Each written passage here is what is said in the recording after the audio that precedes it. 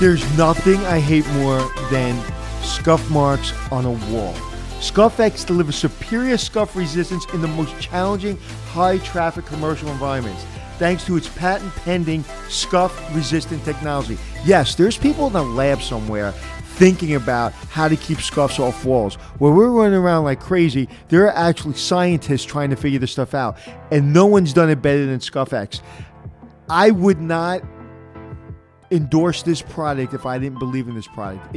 As a hotelier, it is so important to solve this problem because we spend so much money, so much time on painting hotel rooms that we finally found the solution. And I don't think anyone does it better than Scuff X. The high-performance Scuff X latex paint reduces the need for touch-ups, repaints, offers significant savings on long-term maintenance costs. And for all the information you need, go to benjaminmoore.com.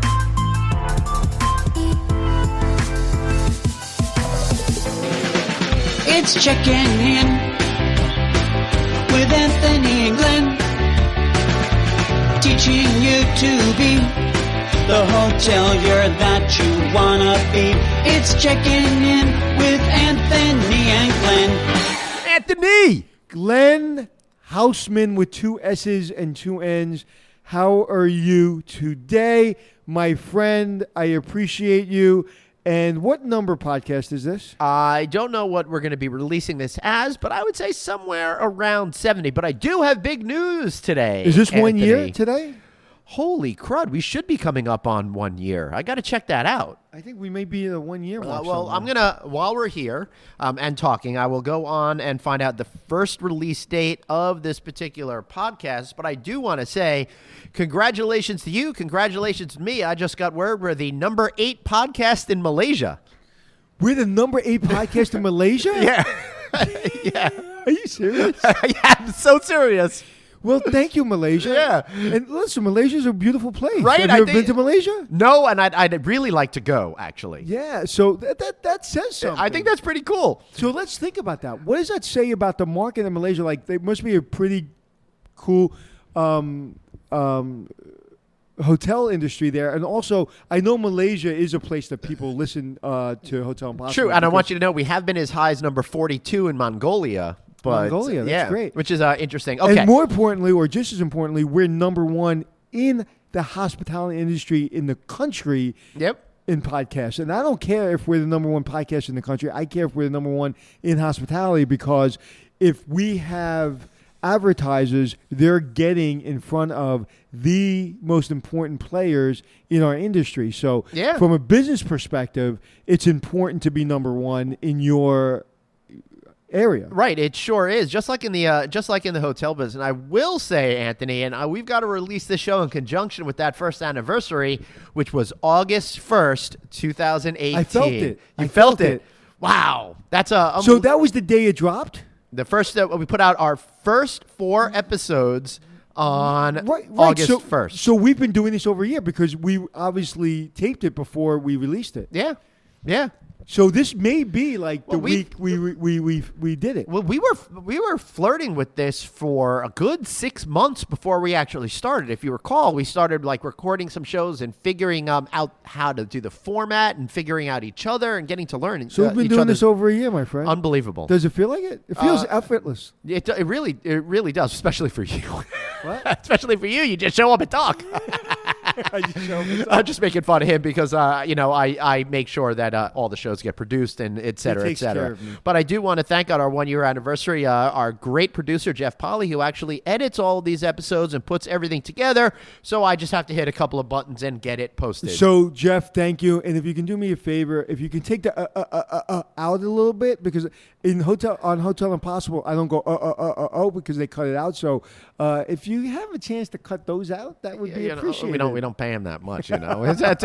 He gets paid per the hour. I know, you know that, right? I've actually tried. Have you noticed that I've tried to stop with the Well, I think over time you've really started to understand the differences between what it is to perform for a television show and what it's like doing a podcast sort of thing. And we've had this discussion before. I've been doing a lot of podcasting for a while before you, so I may have had a itty bitty teeny tiny leg up on you. But I remember when we were at the Park MGM over the winter, looking at all the changes that they did there. We were at the Nomad and we shot this little video, and you were like crushing it. You have this great sense of how to do it. Everything I was doing was completely wrong. And while I was embarrassed for myself at the time, it was just really great to suck up all of that information in case anyone is foolish enough to put me on TV. well, thank you. Yeah. I am trying to get rid of that. So. Yeah. Onward and upward, my friend. So today's topic, what I wanted to talk a little bit about today is the apparent softness that's starting to happen in the hospitality industry. Now, if you check out certain news stories are going to tell you profits are up. Certain news stories are going to tell you things are down. But the way that I see it, no matter what your market is, if you're up, if you're down, I think the tide has turned. I think we have hit the peak of the market. I think it's getting a lot harder for people, for hotel operators to keep pushing those rates. I think that customers have had about as much as they could take with prices going up. And I think there's a lot of other factors, such as rising expenses, that are making it more difficult for hoteliers to make their money. Do you know how many months we've had of increased RevPAR year over year? Well, if you don't count September 2018 with that 1 month drop, I think we're at like 115, 16 months straight now. So it's been pretty dang good. I think it's time for us to brace ourselves. It really is time to brace ourselves, although I think there has been some societal systemic changes that have changed everything, and I don't necessarily expect a big dropout, but typically up cycles last 7 years. We're in year 10 or 11 at this point. Everybody should be prepared for things not to be as good as when they were a while ago. What's the only thing that can sharpen a diamond? What's another diamond? Right. So what I love about our industry is we've been through all these months of progress and of revenue increases. However, we've also been hit with a lot of expenses, especially in the big markets, the LA and the New York market. We've also been hit with the transparency of our market because of Expedia, Hotels.com, Google, Instagram, Facebook. Right. Everything you can imagine, a new thing coming out, TikTok, everything you can imagine allows us to be vulnerable to our consumer. So you have bankers that are being a lot more difficult to lend money. They're asking for a lot tougher performers. Right. So you have owners at the top of their game from driving expenses down. You have guests who are at the top of their game putting reviews online and really expecting and demanding the best. You have employees expecting and demanding the guest, expecting the best. So everyone is at the top of the game. Mm-hmm. So I really truly believe in a down market that the real operators will operate fine. I think the consumer will still get what they want for the price they want it. Employees will still demand to be taken care of the proper way. And I think because in the downturn, what was it, 2008, 2009, when we had the downturn, we basically had to do a lot more with a lot less. And I think we've been doing a lot more with a lot less for so long that I think when the bottom falls out, which is going to happen in the next couple of years, I think we're going to be in a lot better shape than we were in 2008. Do you agree or disagree? Well, that's what I'm kind of concerned about, is that things have been going well for so long, it just can't possibly continue. No, and you as a business person, you as an owner of a hotel, you as a person that's been through a cycle, and I'm not saying you specifically, but people listening, if you have to pay attention, and you have to pay attention like you do in your own personal life. You know, you have to have an FU fund. You have to take care of yourself, because when the downturn hits, you got to be prepared for it. So what I said about Woo! Bless you. Ooh, that was a tough one. Yeah. What I said, thank you. What I said about everyone being at their best, whether it be the consumer, the banker, the employee, the owner, does that make any sense? Yeah, I think it makes a whole lot of sense. But I'll tell you what doesn't make sense to me. It's not paying close attention now to profitability, allowing yourself to slip and get fat and lazy. And the thing that you said earlier that I think makes the most sense to me is that So before you go forward, right. Yeah, I just want to say that I think our industry is again, ready for a downturn is the wrong terminology, but I think we're better prepared than we have been. And I don't see, and I work in a lot of hotels, I talk to a lot of people, I don't see too many hotels or hotel owners living fat on the hog. Matter of fact, to the opposite of that, I know they're making money. A lot of them are making money. Yeah, and they're making decent incomes. They're more frugal now than I've ever remembered. I think owners are more frugal. Now, will they spend money on renovations? Of course, especially if the brand pushes them to. Will they spend money where they think they can make money? Of course they will. They have the money. They're not stupid. But I really don't see that fat and happy experience like it was in 2008. Well, that's the thing, and that's what I wanted to get at, is I think that hoteliers, this is going to sound a little counterintuitive, are so great at what they do, it's going to cause them further problems if the market drops out. Meaning, they've done such a great job at nipping and tucking and finding new systems to put in place and removing expenses and doing all of that great stuff that when the next downturn comes, if they haven't slipped back and gotten fat, then they're not going to have as many places to cut, trim, et cetera, et cetera. But they're going to have something they didn't have in 2008. I don't know what you're thinking about, but I do think that technology is a great enabler to find new ways to save money. Yes, but what were you going to say? They also have cash reserves. Right.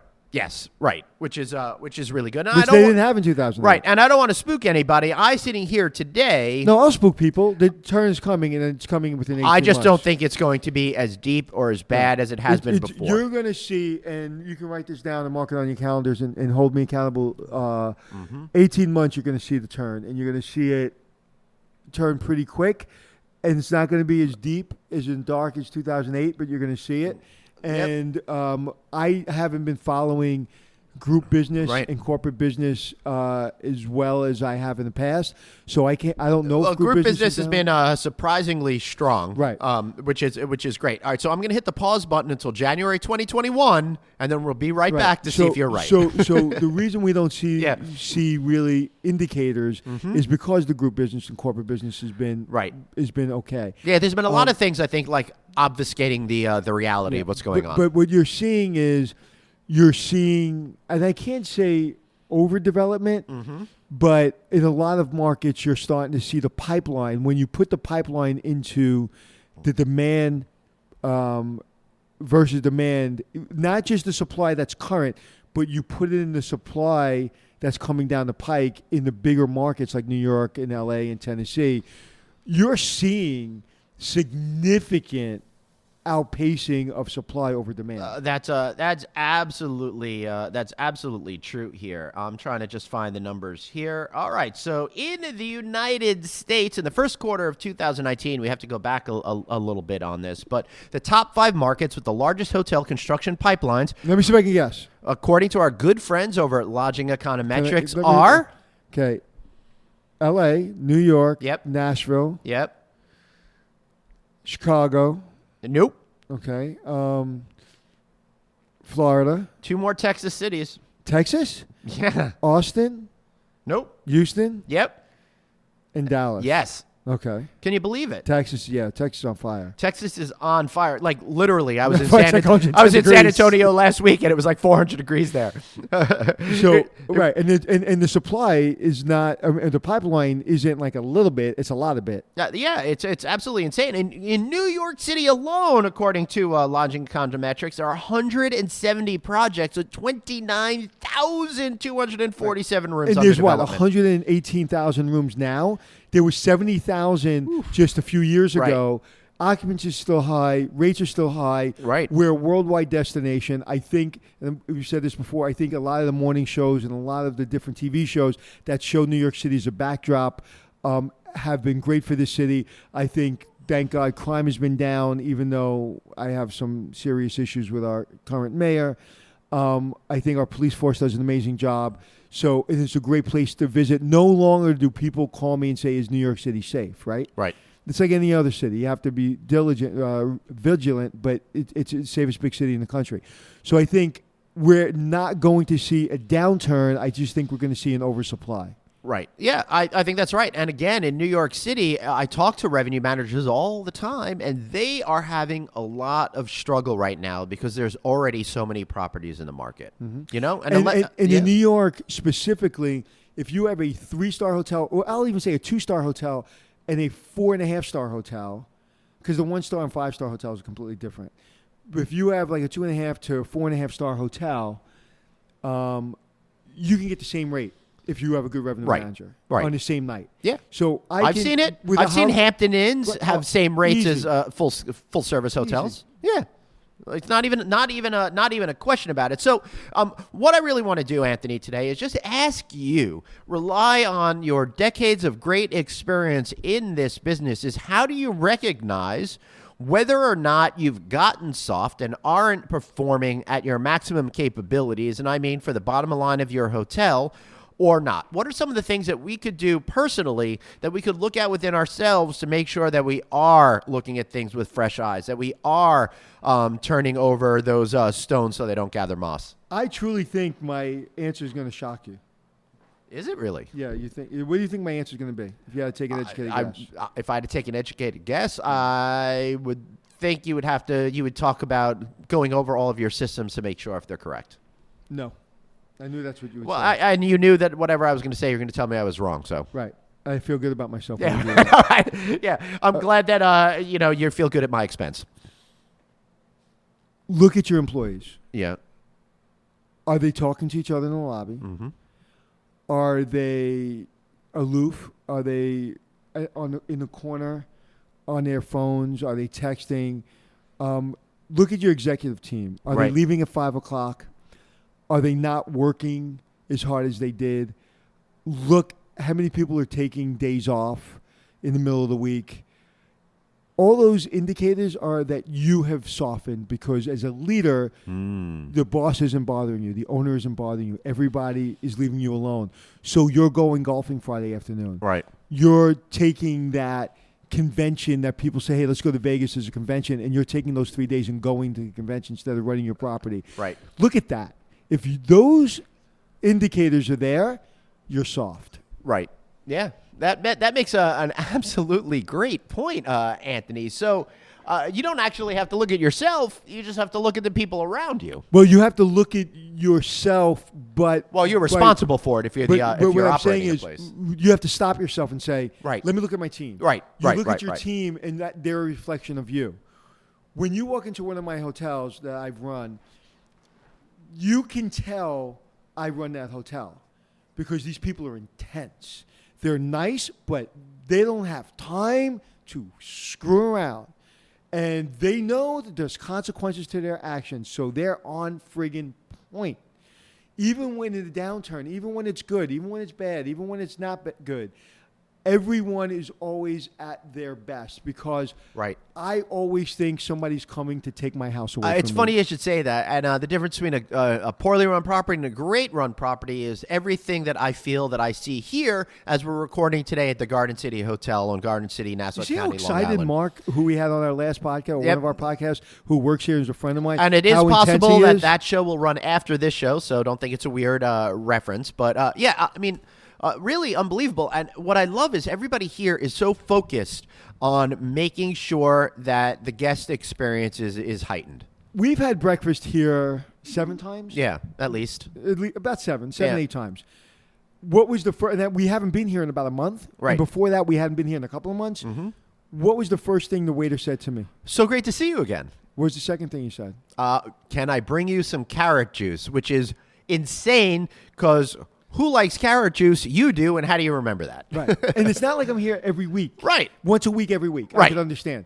I'm here once, I don't know, 2-3 months. Right. Mm-hmm. And he remembered I like carrot juice. Yeah. And he actually wasn't the waiter that waited on me the last 2 times. So it's been a moment since I've seen the man. Yeah.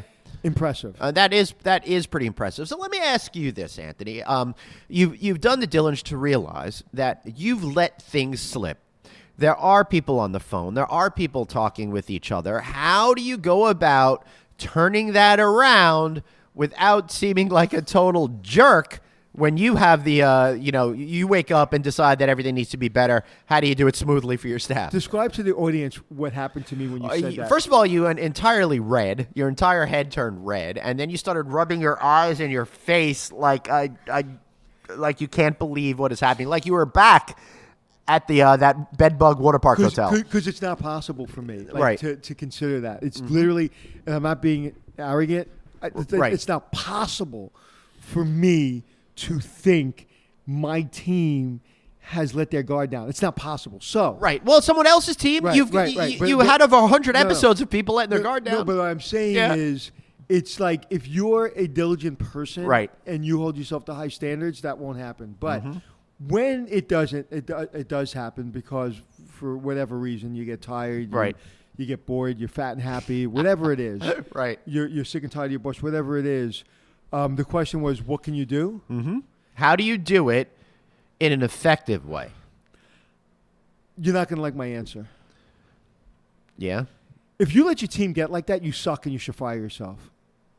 I'm sorry. I Right. know that's not the right and the corporate answer, but like if you've allowed your team to get to the point where you're having people run over you and you're having your team run your hotel, you probably need to either take a long vacation or you need to tap out and go run a different hotel and get your mojo back, or you just need to go in a different business. But the proper response would be is to have a team excursion. Celebrate your successes. Celebrate the laziness of your team. Celebrate why you feel that the brand has lacked what the brand should have.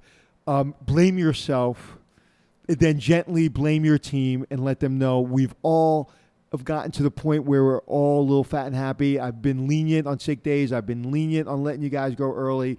But I feel the rainstorm coming. My ankle is hurting me, so I feel my, the pain in my ankle. Yeah, so that means the rainstorm's coming. Mm-hmm. So I don't want to be a nervous ninny, but we've got it coming down the pike. So let's have fun today. We're going to do a little team building. We're going to drink a little bit. We're going to celebrate a little bit. We're going to give out awards. But Monday morning, I don't want you to be upset with me when I'm back. So if you can do that and you have that kind of resilience and that kind of, you can self-evaluate, that's what you should do. Yeah. Does that make sense? No, it makes disappointed in my answer, Glenn. No, I'm disappointed in the fact that I don't have a great next question. Oh. Because I have a great next question. Yeah, what is it? What's your question? Yeah, real great. Just doubly turning the twists on me there, the screws on me. But I think I was going to ask you a question about what if you don't have the insight to be reflective of enough to even notice that. But the answer to the question is if you're not reflective enough to even notice it, then you're not even noticing it, so you're going to let those problems persist. So then what I would say is if you're really kind of a little bit lost, it's always good to ask your boss, hey, boss, I know we haven't spoken in a while. You haven't given me an evaluation 6 months or a year.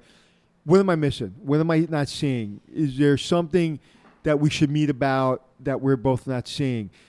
Maybe start going to a couple of conferences that you haven't been to in a while.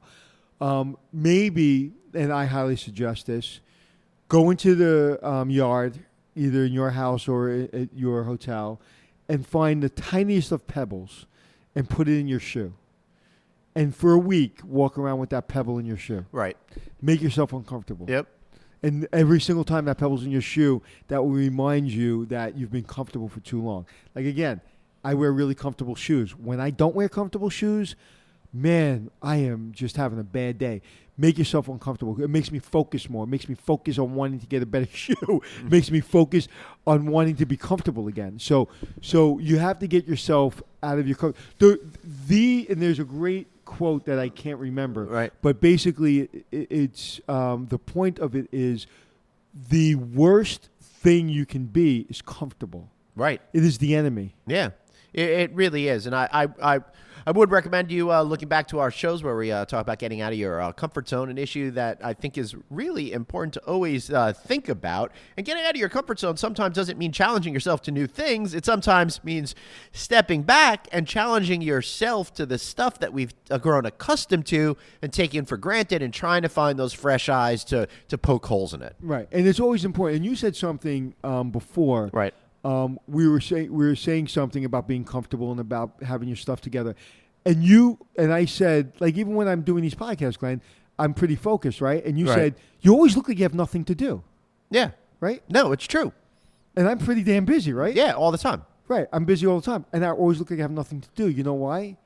Because I'm always trying to stay on top of my game. Right. When I'm with you, I am focused. Right. Tonight, I'm writing another chapter of my book. I'm going to be focused.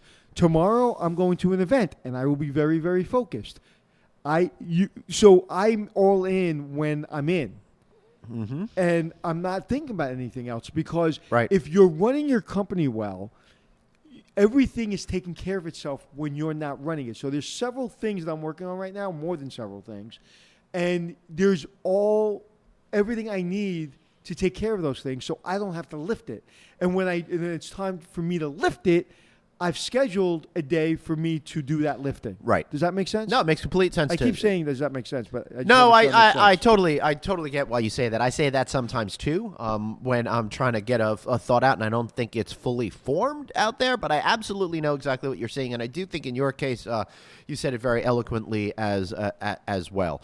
So I think that the lesson that we could really take away from this is you have to do constant reevaluations of stuff and accept responsibility if you screwed up, and find ways to get back on your game. And I really think the most important thing for a manager to do, or an owner to do, or even an employee for their own brand, is you're thinking about today. Or I should say, you're working for today, but you should be thinking about tomorrow. And we need to give ourselves downtime to think about what potentially can happen tomorrow. One of the things that I am absolutely fascinated with, and I've never really heard anybody speak about it. I'm the only one that I remember, I'm the only person I think I've heard say it. Right. People are like, oh, Airbnb, house sharing, home sharing, cab sharing, everything sharing. We're doomed. There's an industry. It's like, dude, worry about the Holiday Inn Express with 150 rooms that's opening next door to you, not the guy with 2 beds down the street. You know how many Airbnbs need to open up in your area, especially in an A market, for it to take share away from you? Right. Think about that. Yeah. You have to have, I've seen hotels, 500-room hotels open next door to a hotel, and that hotel does better. Right. Because they're bringing in groups and they overflow to your hotel. So don't worry about what could be. Worry about what you're doing today. Worry about taking care of your guest today, because the guest is going to have a choice in 6 months where rate goes down, and they're going to be able to choose a nicer hotel than yours because the rate of the nicer hotel went down. Worry about dealing with that guest, and worry about the 6 months from now renovating that room and having the money to renovate that room. I've seen so many times where in a good market, you go to RFP season where you're basically signing contracts with corporations for your hotel. So corporations, if they're going to give you 200 room nights, 300 room nights, 500 room nights in a hotel, you give them specific pricing. You give them discounted pricing, but they have to guarantee you a certain amount of rooms. So you're saying, okay, Mr. ABC Hotel Company or ABC Tile Company, next year in my hotel, you have to pay $600 a night, and on Wednesdays you have to guarantee 2-night minimum stay, and because demand says that I can charge you that. And Mr. Corporation says, okay, I know I have to do that. Right. And I have to be in New York, and nobody else is giving me a room, and I'm used to working with you guys, and it's exactly where I want to be. Okay. And then you do that for 2 or 3 years. Yeah, right. And then the market softens. And then Mr. Corporation has 2 big fingers in the air, and they're not your number one. Okay? And you're like, I'm in charge now. You're going to give me a $199 rate for 3 years, and you're going to go screw yourself every time I tell you to. Yeah. You don't ever want to be in that position. And so I've seen that happen time and time again. I see it happen on a daily basis. Right, of course. You always, to me, in the demand market, when it's a high demand market, that's when you want to be generous with those corporations that keep you in the business in the downturn. That's when you want to be a hero. That's when you want to show them a rate, and they're like, what? No one else is giving us this rate. This rate is like so good. Right. You didn't increase me. You only increased me 3%, whatever it was.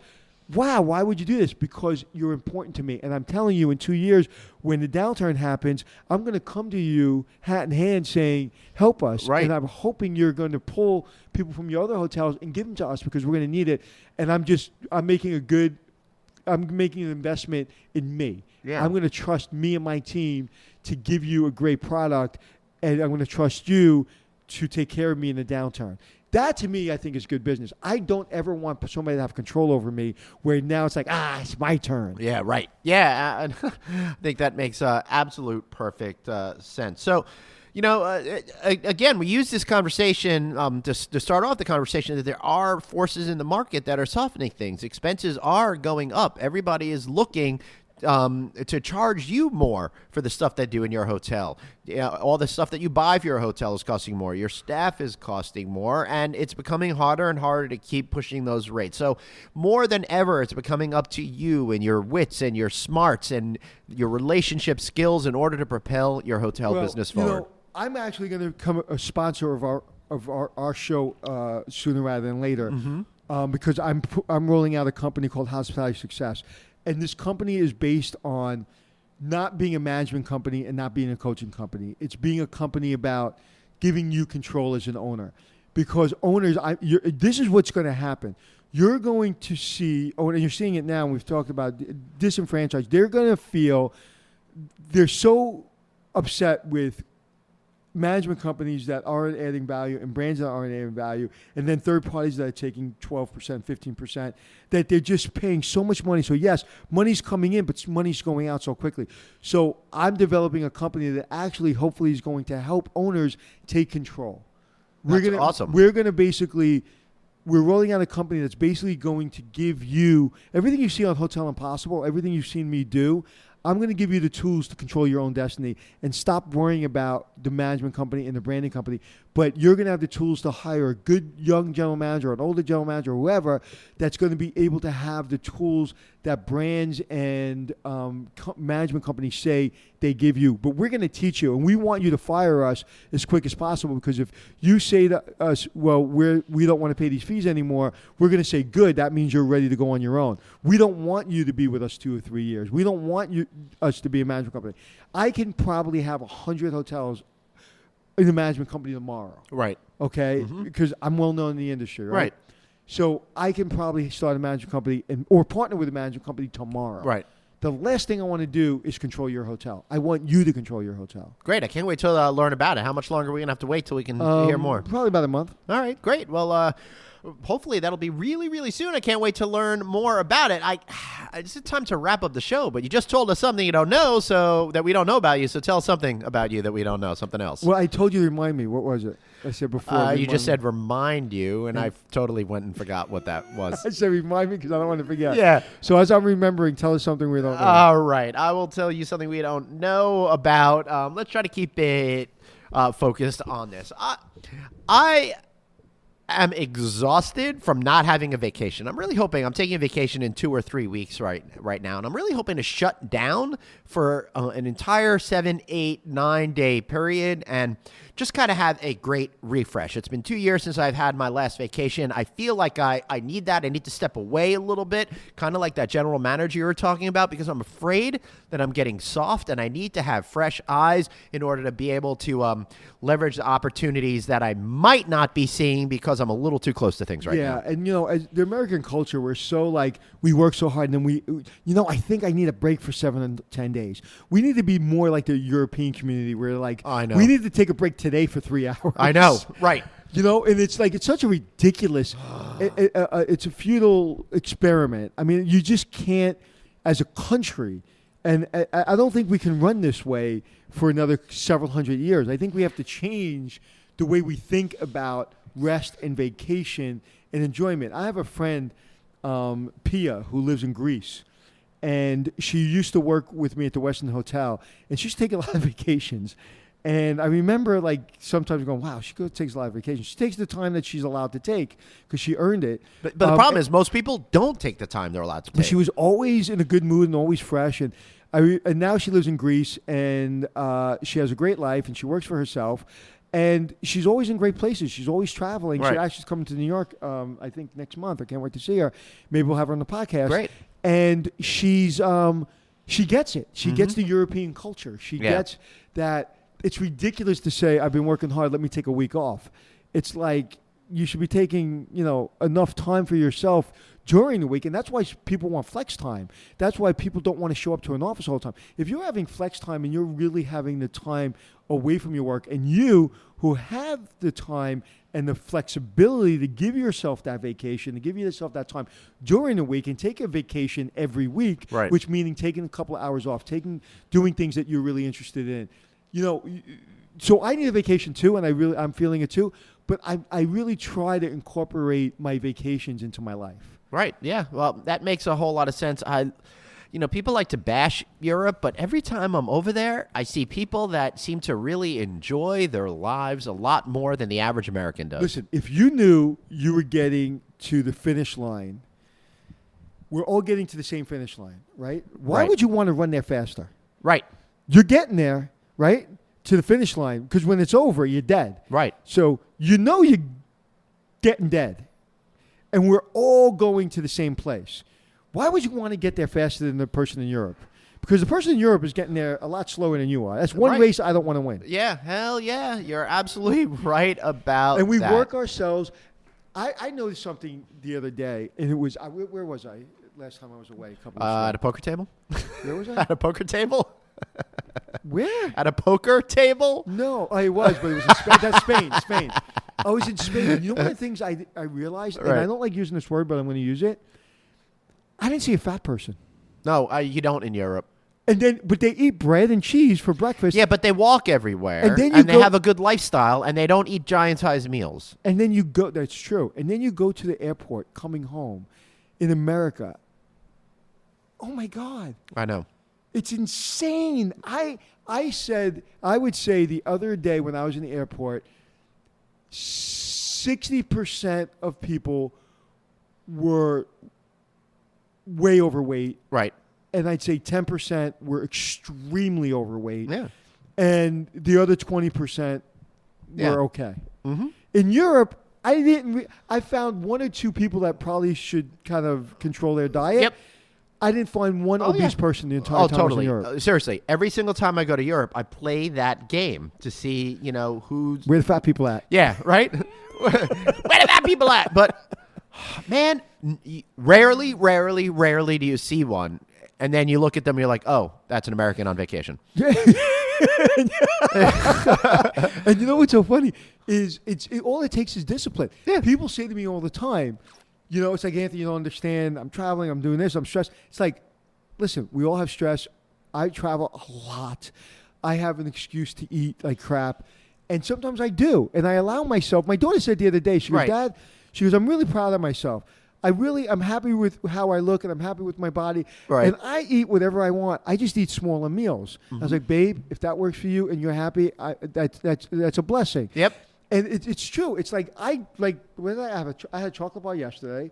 I had half a bagel this morning. I'm actually going tomorrow, and I'm going to have a really good hero mozzarella prosciutto sandwich that I'm melted that I'm dying to have. Right. I'm going to have it. But you plan for it. But But I also had fish this weekend, and I ate healthy, and I went to the gym 3 times, or whatever it is.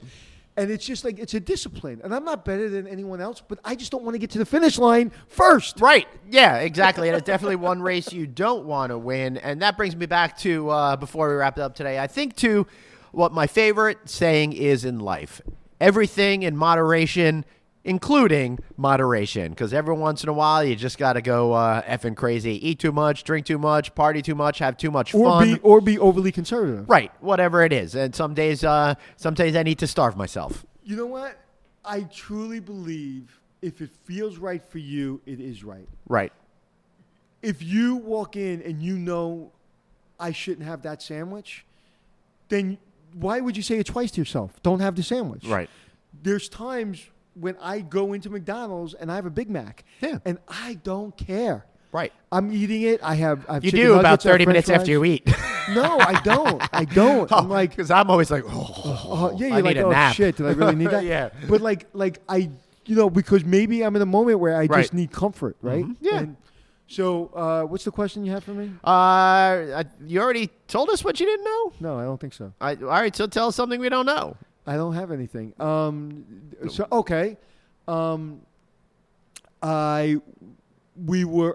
pitching in my softball league, and it's high pitch softball, and someone asked me if I can pitch, and I said yeah. Oh, actually, they didn't say. The pitcher wasn't there. I said I can pitch. I've never pitched softball before. Right. And anyway, I've become the starter. I've been pitching for 6 games, and wow. we need to be in the playoffs. And we were winning the game 10-6. Right. And we needed this game and the following game to win to be in the playoffs guaranteed. If we lost the first game, then we needed to win the second game by a certain amount of points, a certain amount of runs. So I gave up in the 7th inning 2 walks, and then the team made errors, and basically we lost the game. If I didn't give up those walks, we potentially could have won the game. But I'm not too hard on myself because we lost that game as a team. The second game, we were, and I don't know how much you know about softball, but our score was 1-0. Wow. You do not play a 7-inning softball game 1-0. No. So I was pitching lights out. Wow. I was pitching. Matter of fact, after the game was over, the coach on the other team said, you can't do more than you did because you pitched lights out. But I walked the leadoff batter in the bottom of the 7th. Mm-hmm.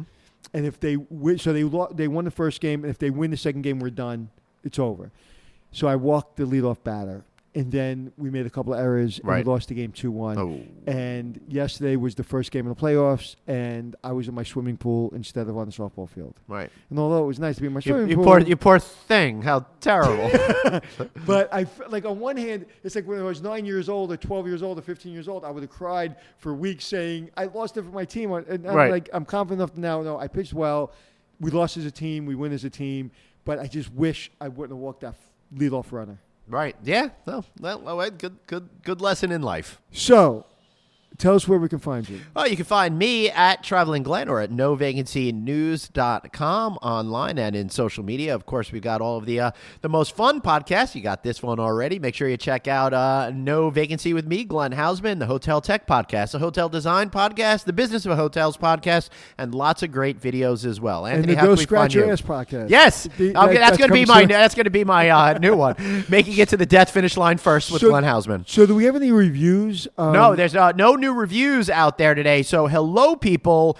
Leave a review. Give us 5 stars. Write some words. We'll read it on air. We want to hear from you as well, and whether or not you want us to do 1 or 2 part episodes or whatever. Anthony, how can we find you? And what's great about you asking for reviews, your condescending tone of saying, hello, people won't read into that. They're going to flock to giving us reviews. Yeah. You weren't condescending at all. All right. So sometimes I get called out for maybe having issues with tone. I certainly did not mean that to anybody Watch out your there. Tone. I hear that all the time at home. And my tone's always the same. It's a great habit I picked up from my dad. Yesterday, every once in a while, I'd say once or twice a year, I'm just in a foul mood at home. Right. Very rarely, but it happens. So yesterday I woke up, and I wasn't in a foul mood. I was just in I'm not in the mood for bullshit mood. Yeah. And my daughter goes, you're aggressive today. I'm like, I'm just not in the mood for your bullshit today. Yeah. So can you give me a no bullshit zone today? And they just looked at me, and they didn't, but it was all okay.